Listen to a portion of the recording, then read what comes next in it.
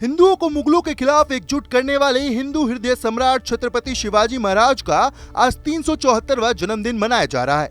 वैसे तो शिवाजी महाराज का जन्म 19 फरवरी 1930 को हुआ था, लेकिन हिंदू पंचांग के अनुसार शिवाजी का जन्म फागुन मास की तृतीया को हुआ था। तिथि के अनुसार आज पूरे देश में छत्रपति शिवाजी महाराज को याद किया जा रहा है। शिवाजी न सिर्फ एक महान शासक थे, बल्कि दयालु योद्धा भी थे।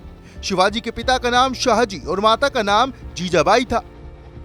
उनका जन्म पुणे के पास स्थित शिवनेरी फोर्ट में हुआ था। शिवाजी सभी धर्मों का समान रूप से सम्मान करते थे। वो जबरन धर्मांतरण के सख्त खिलाफ थे। उनकी सेना में मुस्लिम बड़े पद पर मौजूद थे। यही कारण है कि इब्राहिम खान और दौलत खान उनकी नौसेना के खास पदों पर थे। सिद्दीकी इब्राहिम उनकी सेना के तोपखानों का प्रमुख था। शिवाजी ने अपने सैनिकों की संख्या को 2000 से बढ़ाकर 10,000 किया था। भारतीय शासकों में वो पहले ऐसे थे जिसने नौसेना की अहमियत को समझा। उन्होंने सिंधुगढ़ और विजयदुर्ग में अपने नौसेना के किले तैयार किए। रत्नागिरी में उन्होंने अपने जहाजों को सही करने के लिए दुर्ग तैयार किया था। भारत में उनकी सेना पहली ऐसी थी जिसमें गुरिल्ला युद्ध का जमकर इस्तेमाल किया गया। जमीनी युद्ध में शिवाजी को महारत हासिल थी, जिसका फायदा उन्हें दुश्मनों से लड़ने में मिला। पेशेवर सेना तैयार करने वाले वो पहले शासक थे। शिवाजी एक धार्मिक हिंदू के साथ दूसरे धर्मों का भी सम्मान करते थे। वो संस्कृत और हिंदू राजनीतिक परंपराओं का विस्तार चाहते थे। उनकी अदालत में पारसी की जगह मराठी का इस्तेमाल किया जाने लगा। ब्रिटिश इतिहासकारों ने उन्हें लुटेरे की संज्ञा दी, लेकिन दूसरे स्वाधीनता संग्राम में उनकी भूमिका को महान हिंदू शासक के तौर पर दिखाया गया।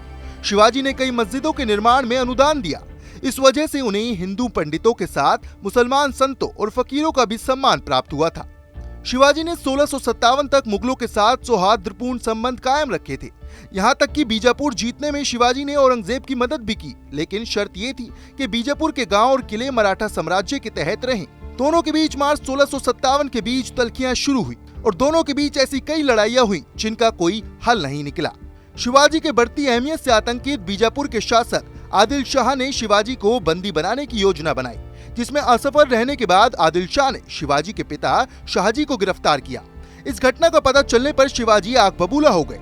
उन्होंने नीति और साहस का सहारा लेकर छापेमारी कर जल्दी अपने पिता को इस कैद से आजाद कराया। शिवाजी ने अपने पिता को कैद से छुड़ाने के साथ ही पुरंदर और जावेली के किलों पर कब्जा कर लिया। इस घटना के बाद औरंगजेब ने जयसिंह और दिलीप खान को शिवाजी के पास पुरंदर सिंधी पर हस्ताक्षर करने के लिए भेजा। सिंधी के मुताबिक शिवाजी को मुगल शासक को 24 किले देने पड़े। इसके बाद औरंगजेब ने शिवाजी को आगरा बुलाया और कैद में डाल दिया, लेकिन औरंगजेब की कैद से शिवाजी निकल गए। इसके बाद शिवाजी ने अपने पराक्रम के बल पर सभी 24 किलों को दोबारा जीता। इस बहादुरी के बाद शिवाजी को छत्रपति की उपाधि मिली।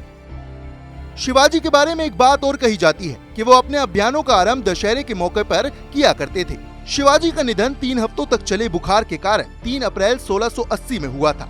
शिवाजी के निधन के बाद एक समय ऐसा भी आया जब दिल्ली पर भी मराठा साम्राज्य का भगवा ध्वज लहराने लगा था। ऐसी ही तमाम जानकारियों के लिए देखते रहें रिपब्लिक भारत।